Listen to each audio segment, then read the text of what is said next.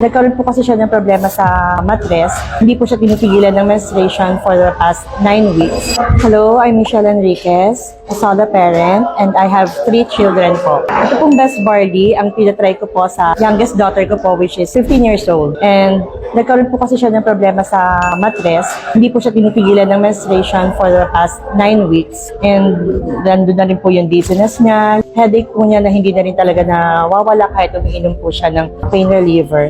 And then, pati schooling po niya is naapektuhan na rin po. Kaya po, minsan nag-invite sa akin na mag-attend po ng business forum. Ito po, sabi po nila na maganda daw po yung product. So, nag-decide po ako mag-attend.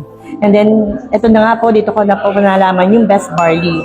At yung po ang pinainom ko sa daughter ko. Sa unang araw po na pinainom ko siya, ipinatigil ko po sa anak ko lahat po yung 7 klase ng gamot na iniinom niya kasi hindi naman din po siya gumagaling dun sa kanyang gamot. So, nung first day po nang inom niya ng Best Barley, nagkaroon po siya ng pain, abdominal pain, pero sabi niya it's tolerable. And then, so nag-continuous po, sabi ko ituloy lang niya yung gamot niya pag inom niya ng Best Barley. At yun po, ika-5th day po ng menstruation niya, kahit po hindi siya uminom ng pampatigil ng menstruation, tumigil po ng kusa ang kanyang menstruation. And then, pinadiretso ko lang po ang pag-inom niya every morning, 30 minutes before breakfast.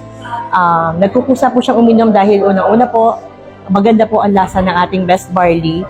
Wala pong aftertaste. So, talagang nakasanayan na po niya. Hanggang sa dumating po yung next cycle ng menstruation niya, first time po siyang nag-mens ulit ng hindi po siya humingi ng pain reliever.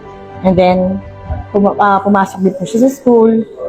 After 5 days po, tumigil na rin po talaga ng kusa. So, naging normal po talaga ang menstrual period ng anak ko dahil po sa Best Barley.